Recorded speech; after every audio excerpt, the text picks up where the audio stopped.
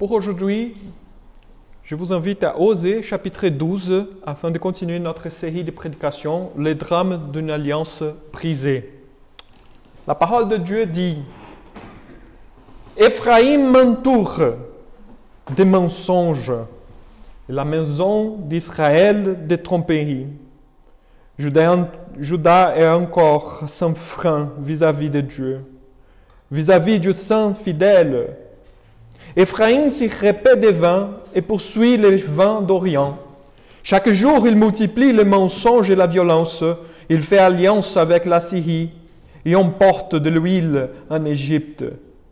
L'Éternel est aussi en contestation avec Juda, et il punira Jacob pour sa conduite. Il lui rendra selon ses œuvres. Dans les seins maternels, Jacob saisit son frère par les talons, et dans sa vigueur, il lutta avec Dieu. Il lutta avec l'ange, et il fut vainqueur. Il pleura, et lui adressa ses supplications. Jacob l'avait trouvé à Bethel, et c'est là que Dieu nous a parlé. L'Éternel est le Dieu des armées. Son nom est l'Éternel. Et toi, reviens à ton Dieu. Garde la piété et la justice et espère toujours en ton Dieu. Éphraïm est un marchand qui a dans sa main des balances fausses. Il aime à tromper. Et Éphraïm dit, à la vérité, je me suis enrichi, j'ai acquis de la fortune, mais c'est entièrement le produit de mon travail. On ne trouvera chez moi aucune iniquité, rien que soit un crime. Et moi, je suis l'Éternel, ton Dieu, dès les pays d'Égypte. Je te ferai encore habiter sous tes tentes, comme au jour des fêtes.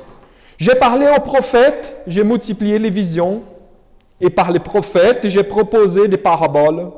Si Galaad n'est qu'Énéen, ils seront certainement anéantis. Ils sacrifient des bœufs dans Gilgal. Aussi leurs autels seront comme des monceaux de pierre sur les sillons des champs.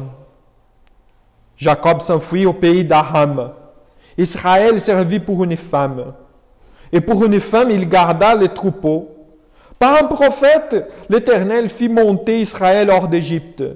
Et par un prophète, Israël fut gardé. Éphraïm a irrité l'Éternel amèrement. Son Seigneur rejettera sur lui les saints qu'il a répandus.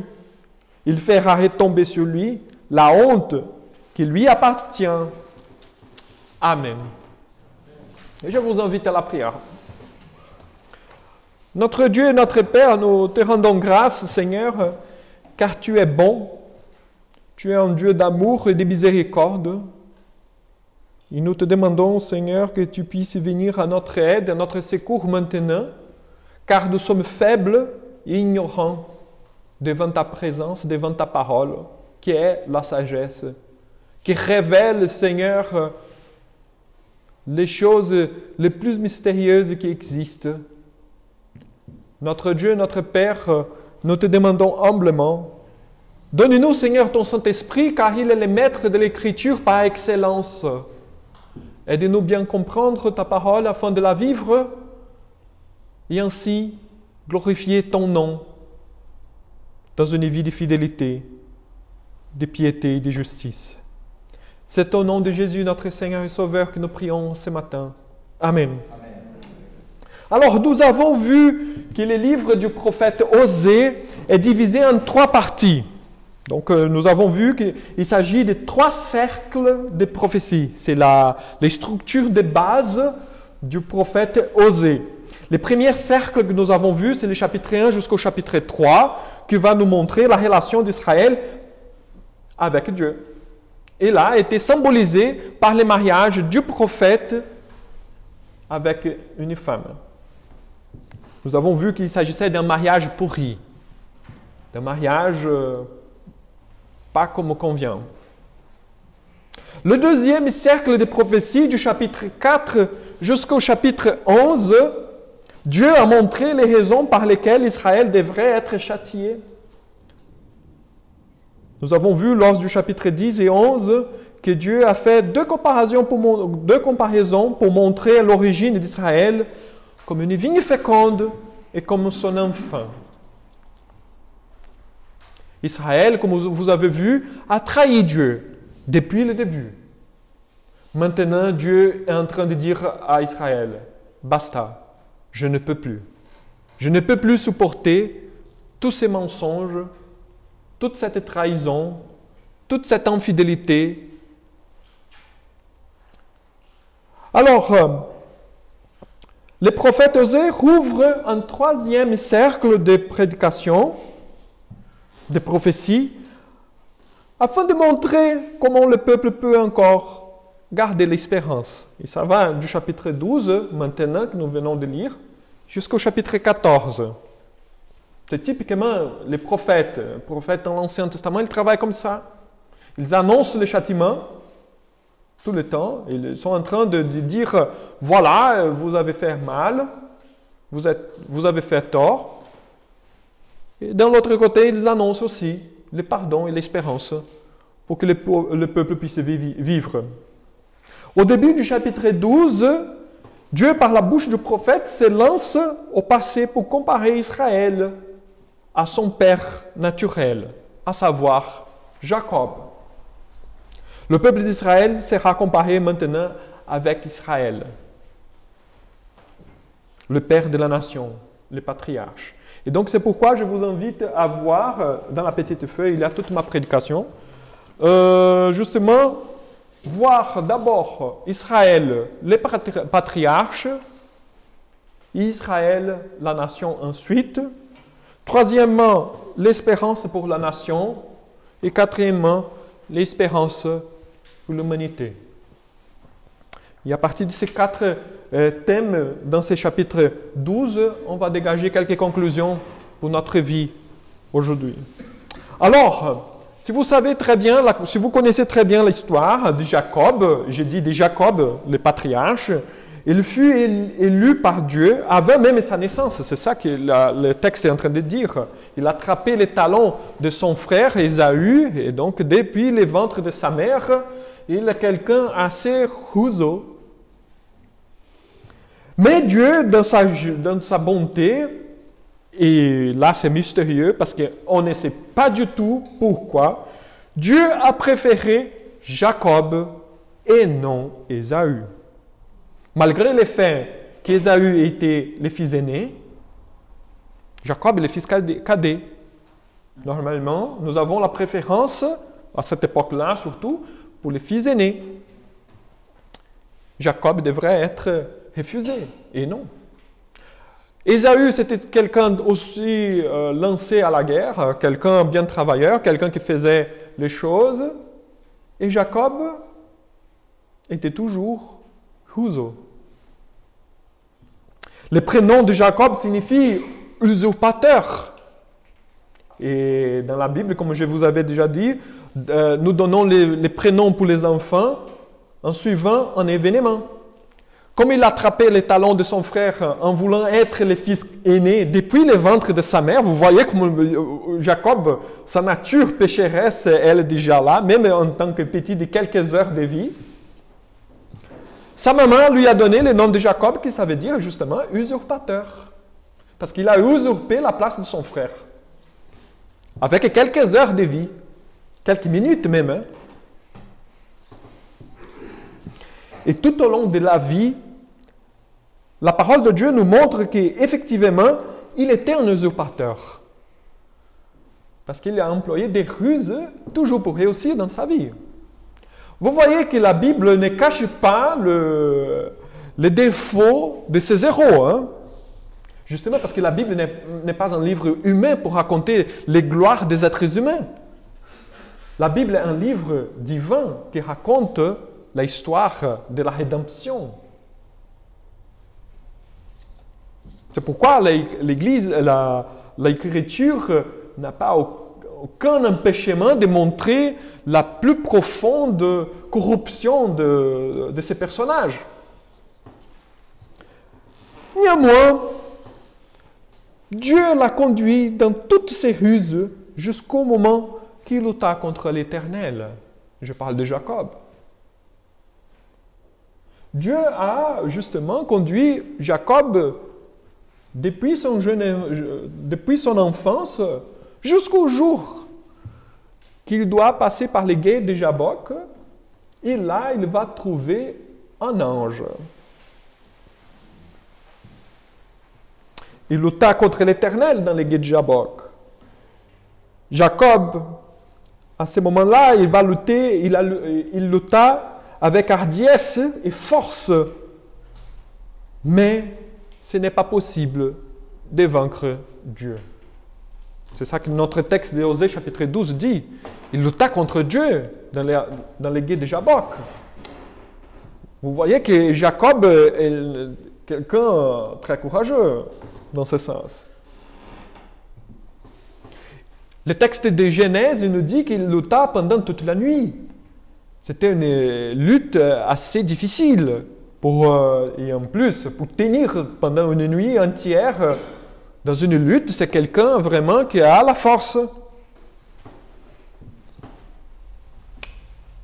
Pour mettre à la fin à cette lutte, l'ange les frappa l'emboîture de la hanche de Jacob, et sans une jambe, il ne pouvait plus combattre. Cependant, Jacob les poursuivit quand même pour être béni, car il savait que c'était Dieu avec qui il s'était rencontré face à face. Le raisonnement de Jacob était clair. C'est mieux manquer d'une jambe avec la bénédiction de l'Éternel que d'avoir les deux qui fonctionnent bien et rater cette opportunité d'être béni. C'est pourquoi Jacob va lutter. Et on voit que Jacob avait les bonnes priorités de vie. Et c'est intéressant que Jacob, qu'à ce moment-là, dans cette lutte, à la fin de cette lutte, comme il a poursuivi l'ange, Dieu a fait quelque chose pour lui. Bien sûr que d'abord, Dieu lui a béni, et ensuite, Dieu a changé son nom, son prénom. Parce que, justement, je vous ai dit, les prénoms de l'Ancien Testament sont donnés suite à un événement. Comme Jacob a lutté avec l'ange, Dieu a résolu de le bénir et de lui changer les prénoms. Donc maintenant, Jacob va s'appeler Israël. Israël qui veut dire tout simplement celui qui a lutté contre Dieu et a prévalu. C'est ça qu'Israël veut dire. Donc nous voyons que dans l'histoire de ces patriarches, il y a un moment de conversion. Ce moment-là, il est clé dans l'histoire de Jacob parce qu'il change sa vie. Jusqu'au gué de Jabok, Jacob était Jacob. Mais à partir du gué de Jabok, ce n'est plus Jacob. Maintenant, c'est Israël. Jacob n'est plus un usurpateur. Il y a un changement de vie, mais un vainqueur. Quelqu'un qui a lutté contre Dieu et a prévalu. Quelqu'un qui a tenu jusqu'à la fin, jusqu'au bout, il a tenu. Malgré tous les empêchements, malgré le fait qu'il était handicapé par Dieu, mais il a tenu. On voit qu'à partir de ce moment, Israël est devenu pieux devant la présence de Dieu. Cela n'est pas arrivé au jour au lendemain. Vous voyez que Dieu a conduit la vie de Jacob depuis son enfance jusqu'à la fin. Le gué de Jabok, c'était un moment de tournement. Mais les combats à Jabok furent le sommet d'une vie de combats contre Dieu jusqu'au moment de sa reddition, de sa capitulation. Alors, pourquoi raconter cette histoire? Pourquoi parler de ce genre de choses maintenant? Simplement parce que le texte mentionne Bon, bien sûr, parce que si les textes mentionnent, c'est parce qu'il s'agit de quelque chose d'important. Mais comment cela se donne dans le cadre de la prophétie d'Osée chapitre 12? Et là, nous allons voir maintenant Israël, la nation. Nous avons vu Israël, le patriarche. Mais Israël, la nation. Par contre, la nation d'Israël a fait le chemin inverse. Israël, Jacob était usurpateur. Il était conduit jusqu'au gué de Jabbok, où il est converti, il a changé de vie, il est devenu un homme pieux. La nation d'Israël était bénie depuis toujours. Mais au lieu d'avancer, ils sont allés dans le sens inverse. Ils se sont devenus des usurpateurs. Au lieu de poursuivre les chemins d'Israël, les patriarches, Israël, la nation, a préféré s'éloigner de Dieu, foncer dans ses péchés. Au lieu d'accroître dans une vie de piété, le peuple est devenu pourri par le mal. Au lieu de tenir l'alliance avec le Seigneur, même si cela coûterait cher, ils ont préféré faire des alliances bon marché avec la Syrie et l'Égypte. Ils portent des huiles à l'Égypte, c'est-à-dire ils font des cadeaux pour les pays d'Égypte. Ils font de l'alliance avec la Syrie.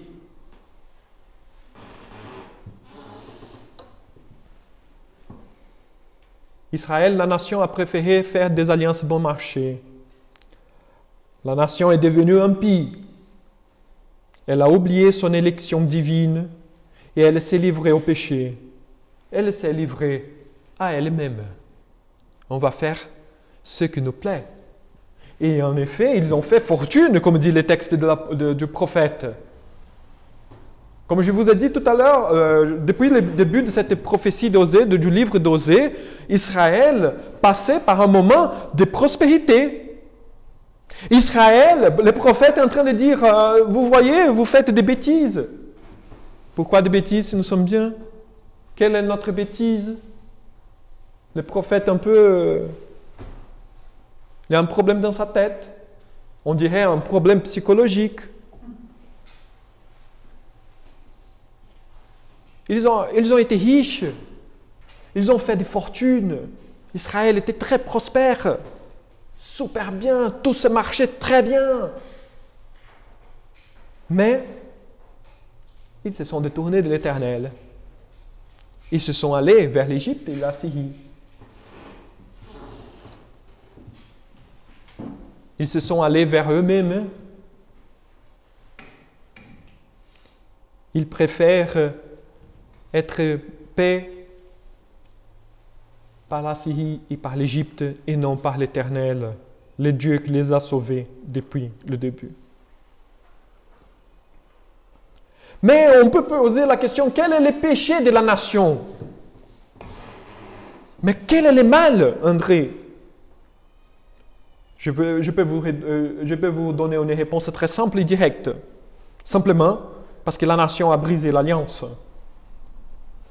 Mais c'est une réponse très simple.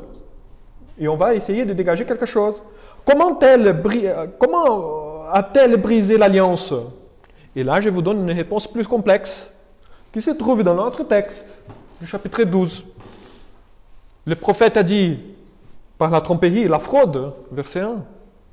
Le mensonge et la destruction, verset 2. Les exploitations, verset 8. Les profits excessifs et l'iniquité, verset 9. Le mal, la dévalorisation et la religion hétérodoxe, verset 12 et 13. Les provocations, les crimes capitaux et l'outrage, verset 15.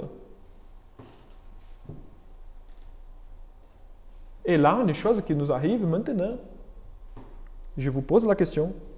Ne s'agit-il pas des maux que n'importe qui peut commettre? Il ne s'agit pas des mêmes péchés que nous commettons aujourd'hui, que notre société pêche encore, qui fait encore. Le mensonge, la tromperie, Alors, si vous pouvez m'expliquer la situation que nous vivons aujourd'hui, j'aimerais bien parce que je suis complètement perdu. Confine, déconfine, fais ceci, fais cela. Porte les masques, ne porte pas les masques. C'est tout fermé, mais le 24, la veille, sera tout ouvert.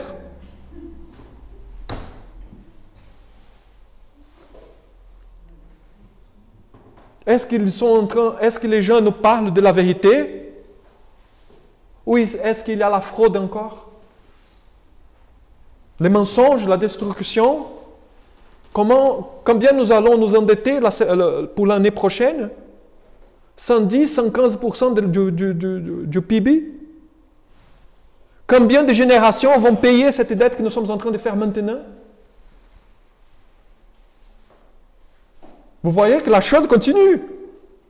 Le prophète Osée n'est pas en train de parler de quelque chose anodin, quelque chose qui s'est passé qu'à sa période de vie, mais des choses qui arrivent à tous les moments de l'histoire, à toutes les nations.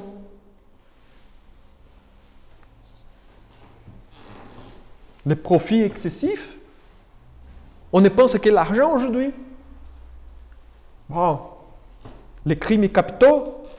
Mais nous n'avons pas la peine capitale. Mais on se plaint parce que nous avons arrivé 50 000 morts pour le Covid, n'est-ce pas? Mais tous les ans ici en France, il y a 30 000 morts par avortement. On ne parle rien. 30 000 personnes sont mortes par avortement. Sont morts. Des morts capitales. Il n'y a pas besoin de jugement, il n'y a pas besoin de défense, il n'y a rien. Simplement, tu es tué. Ça continue encore? Je n'ai pas besoin de vous dire de la dévalorisation, qu'on traite les gens d'une façon très différente, à cause de la couleur de la peau, de son genre, s'il s'agit d'une femme, s'il s'agit d'un homme. Les gens sont dévalorisés. C'est parce que, nous sommes français, on est fiers d'être français, et toi, tu es étranger. Nous sommes étrangers, on fait notre ghetto, on ne communique pas et on s'en fiche complètement des Français, mais on veut se bénéficier de toutes les richesses de ces pays-là. On dévalorise, on méprise. Je n'ai pas besoin même de mentionner la religion hétérodoxe qu'on vit maintenant.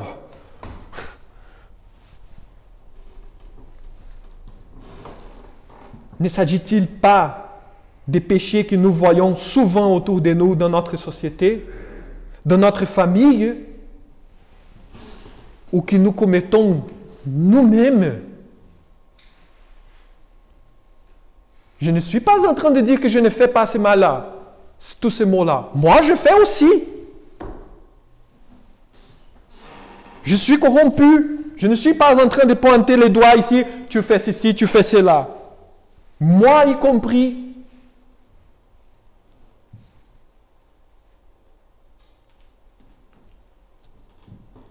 Et alors, nous retrouvons la réponse de cette « et alors » dans la troisième partie de ce texte, dans le troisième thème de ce texte. Il y a une espérance. Ce troisième cercle de prophétie du prophète Osée nous apporte l'espérance. Dieu montre les chemins pour se débarrasser de toute cette catastrophe. Le verset 6 dit clairement, « Et toi, reviens à ton Dieu. Garde la piété et la justice et espère toujours en ton Dieu. » J'ai fait le mal, oui. Reviens à ton Dieu. Il faut repentir de nos péchés. Il faut reconnaître que nous sommes dans une misère et que de nous-mêmes il n'y a rien. Reviens à ton Dieu. C'est là et les messages chrétiens maintenant pour notre société. Reviens à ton Dieu. Arrêtez des bêtises. Arrêtez de compliquer les choses. Reviens à ton Dieu. Nation. Le prophète est en train de parler en une nation entière. Reviens. Et nous parlons pour notre société aujourd'hui. Reviens à ton Dieu. Et ce n'est pas revenir avec la bouche en disant « Oui, je reviens ». Le prophète ajoute « Garde la piété donc et la justice. Montre que vraiment tu as des retours. Non simplement par les paroles, mais par des actions. Garde la piété. Garde la justice. » C'est justement cela qui nous manque aujourd'hui dans notre société. Il n'y a pas de piété. On ne pense pas à l'autrui. On pense surtout à nous-mêmes. On mesure tout le monde selon nous-mêmes. C'est nous. Par l'autrui. Nous sommes très occupés maintenant en train de penser les cadeaux que nous allons acheter pour Noël. Pour nous faire plaisir. Et quand nous avons pensé à Jésus-Christ qui est mort, qui est né et qui est mort pour nos péchés, vous savez, la plus grande douleur de Jésus-Christ, c'était de naître homme. Ce n'est pas être sur une croix. Le plus difficile pour Dieu, c'était incarner. Vous imaginez le roi de gloire, assis sur son trône, paru des habits de lumière, régner souverainement, le glorieux Dieu Tout-Puissant, créateur de l'univers, qu'il fait comme ça et toutes les choses disparaissent, il fait comme ça et toutes les choses reviennent. Il a dû d'incarner, devenir un homme faible. Il a dû prendre notre chair, facile à se détruire. Une grippe peut me tuer. Un virus que je n'arrive pas à voir peut me tuer. Vous voyez notre faiblesse et nous pensons que nous sommes de grandes choses de cet univers. Nous ne sommes rien. Des choses invisibles nous tuent. Sans que nous sachions, Jésus a pris notre chair. Il s'est fait un homme. Vous imaginez la souffrance pour ce Dieu-là? Il a vécu 33 ans dans cette chair. La croix était dure, sans doute. C'était extrêmement dur. Mais rentrer dans ce corps-là, pour les rois de l'univers, les créateurs, ce n'est pas facile. Et pourquoi? Justement pour nous dire, reviens. Ce n'est pas un homme qui parle, c'est Dieu lui-même qui te dit, reviens. Garde la piété et la justice. Je te donne ma piété, je te donne ma justice.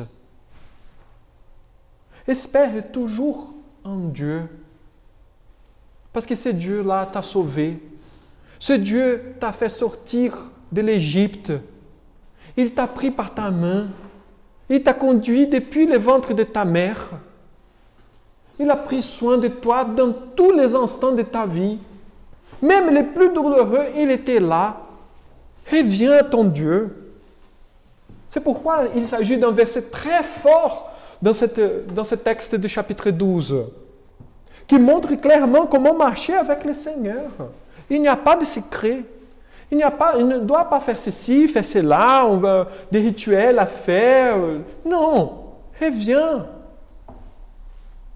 Il y a une espérance pour ceux qui reconnaissent sa condition de pécheresse. Il y a ceux qui pensent qu'ils n'ont pas besoin. Là, il n'y a pas. Il y a des gens, malheureusement, qui pensent qu'ils n'ont pas besoin parce qu'ils ne sont pas des pécheurs. Jésus n'est pas venu pour les saints, il est venu pour les malades. pour ceux qui ne reconnaissent pas qu'ils ont besoin, voilà, ne vous reste que la destruction. Parce que c'est le cas d'Israël. Ils pensaient, non, nous n'avons pas besoin de revenir à Dieu. On est toujours là. La piété, la justice, c'est un peu démodé. Avoir l'espérance en Dieu, c'est quelque chose de dépassé. D'accord. Il a la captivité. Cependant, pour ceux qui reconnaissent que dans ces attitudes, ils commettent des injustices, que sa façon de parler ne promeut pas le bien et dans leur cœur, il y a de la méchanceté, les prophètes les exhortent. Reviens à ton Dieu. Et après, garde la piété et la justice. Mais c'est difficile, je le sais. Qu'est-ce que je fais? Espère toujours en ton Dieu, car il va vous sauver. Il va vous délivrer. Le peuple peut revenir à Dieu par la repentance. Et ainsi, il peut être épargné de la colère divine qui se manifestera lors du jour du jugement. Pour Israël, c'était la captivité. À partir de ce moment-là, mes frères et sœurs, Israël va tomber. C'est 722 avant Jésus-Christ, 8e siècle. Je vais parler ça à la semaine prochaine. Mais la nation d'Israël va disparaître à ce moment-là. Elle ne sera plus une nation indépendante. Elle sera toujours assujettie à quelqu'un. Depuis le 8e siècle avant Jésus-Christ jusqu'à aujourd'hui, est assujettie. N'est pas la même. Elle est complètement détruite. Vous voyez? Dieu a prévenu. N'ont pas écouté. Ils ont préféré leur propre chemin. Voilà. Mais la chose, elle est plus jolie encore. Tu ne parles que de détresse comme tu peux parler de choses jolies. Bien sûr, parce qu'il y a l'espérance et Dieu donne l'espérance pour le peuple. Mais il ne donne pas cette espérance simplement pour le peuple d'Israël, mais pour l'humanité entière. Le même est valable pour nous aujourd'hui. Nous devons nous voir par les miroirs de l'Écriture qui nous sommes vraiment. Chaque verset de cette Bible, mes frères et sœurs, qui est entre vos mains, montre qui vous êtes réellement. Dieu nous demande de reconnaître notre misère afin que nous nous tournions vers lui par la repentance de nos péchés. C'est toujours sûr et certain que le Seigneur nous pardonnera et nous délivrera.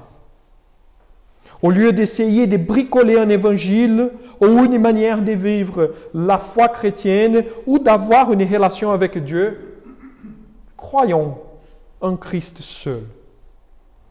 Car en ayant confiance en Christ qui a accompli l'alliance, nous sommes sauvés de la colère divine à venir.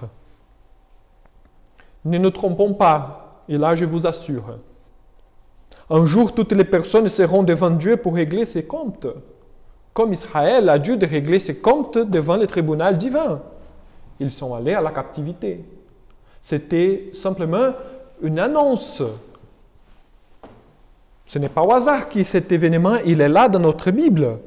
Pour nous rappeler, il y aura un jour plus grand et plus puissant encore, que vous devez tous régler vos comptes. Je ne dis pas ça pour les chrétiens seulement, mais pour les non-chrétiens aussi. Paul, aux Thessaloniciens, il laisse cette possibilité, cette position claire.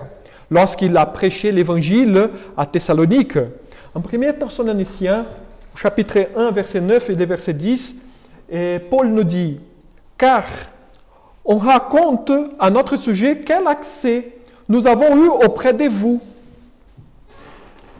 Paul rentre en Thessalonique, il voit que les gens sont réceptifs à l'évangile. Et comment vous vous êtes convertis à Dieu? Parce qu'ils ont reçu l'évangile, ils se sont convertis à Dieu.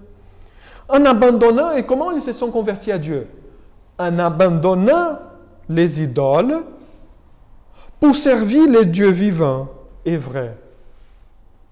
Et pour attendre des cieux espérer en Dieu et pour attendre de cieux son Fils, qu'il a ressuscité des morts. Qui est ce Fils? Jésus, qui nous délivre de la colère à venir. Nous sommes sauvés de qui? Nous sommes sauvés de Dieu, mes frères et sœurs. Quand on dit le salut, de quoi nous sommes sauvés? Nous sommes sauvés de Dieu. Nous ne sommes pas sauvés du diable. Les diables ne peuvent rien faire. C'est un pauvre. Nous sommes sauvés de Dieu. C'est pourquoi Jésus dit, ne craignez pas celui qui peut tuer le corps. Craignez celui qui peut tuer le corps, il fait périr l'âme en enfer. Qui peut faire périr l'âme en l'enfer sinon Dieu seul? Vous voyez notre salut? Notre salut, nous sommes sauvés de Dieu, de la colère divine qui s'approche à chaque jour. Jésus est notre sauveur, car il nous délivre de la colère à venir. Il nous enlève la culpabilité. Il nous rend saints et acceptables à Dieu, notre Père. C'est pourquoi nous prions notre Père aujourd'hui.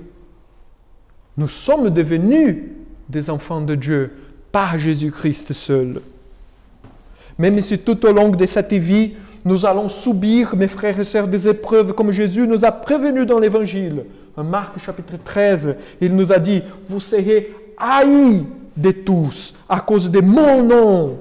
Mais celui qui persévérera jusqu'à la fin sera sauvé. Nous avons l'assurance, mes frères et sœurs, que nous sommes déjà épargnés de la colère divine. Non par nos mérites, mais par le sang de l'agneau immolé à notre place. Même si nous avons cette assurance, n'oublions jamais, mes frères et sœurs, que nous méritions par nature cette colère, afin que notre cœur soit toujours reconnaissant, comme rappelle l'apôtre Paul aux Éphésiens chapitre 2 verset 3.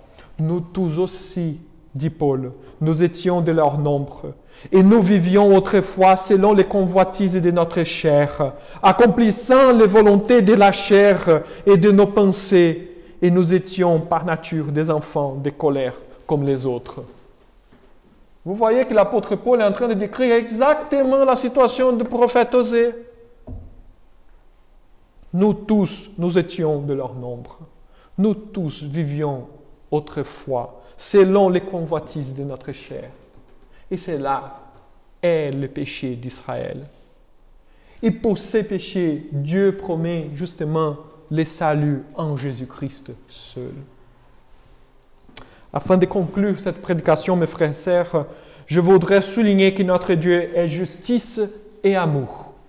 Il faut tenir les deux ensemble, même s'il s'agit de deux choses qui ne vont pas bien ensemble.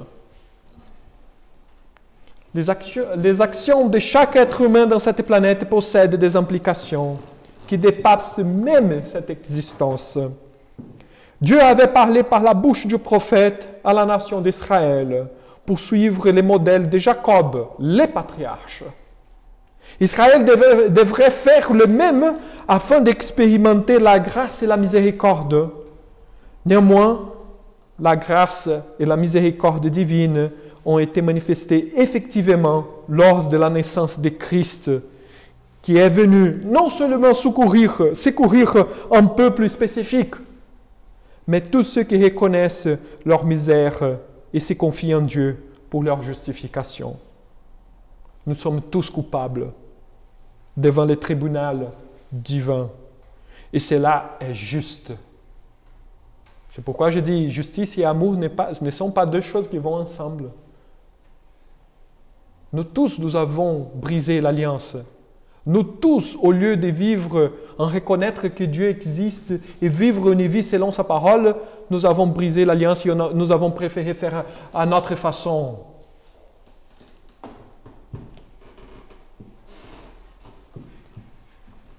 Dieu a le droit de nous condamner. Néanmoins, Christ est venu payer notre dette par amour. Il y a un jour, et là est notre espérance, Il n'élèvera pas sa voix contre nous, mais en notre défense. Nous sommes sauvés. Et je vous invite donc à garder dès maintenant la piété et la justice et espérer toujours en Dieu seul. Je vous invite à la prière. Notre Dieu, notre Père, nous te rendons grâce car tu es là au cœur de notre vie. Et Seigneur, tu nous as tout pardonné par grâce et par miséricorde. Notre Dieu, nous sommes des pécheurs, mais tu nous as aimés quand même au lieu de nous condamner. Quelque chose que tu avais le droit de le faire et tu as préféré faire autrement. Et nous, Seigneur, nous te sommes reconnaissants aujourd'hui car cet amour, il est répandu sur notre cœur, se manifeste dans une nouvelle vie. Une vie, Seigneur, d'amour pour le prochain, d'amour pour toi, de culte. Seigneur, tu nous aides, Seigneur, à avoir l'harmonie dans notre vie et l'équilibre. Tu nous combles de bienfaits, Seigneur, à chaque instant et que nous ne sommes pas dignes. Notre Dieu, notre Père, nous reconnaissons ta richesse et comment tu es en train de nous enrichir à chaque instant. Aide-nous, Seigneur, à garder la piété et la justice, parce que nous étions très habitués, Seigneur, à faire le mal et à être injustes. Aide-nous, Seigneur, apprends-nous, Seigneur, la piété et la justice et à espérer en toi seul. C'est notre humble prière ce matin, au nom de Jésus, notre Seigneur et Sauveur. Amen.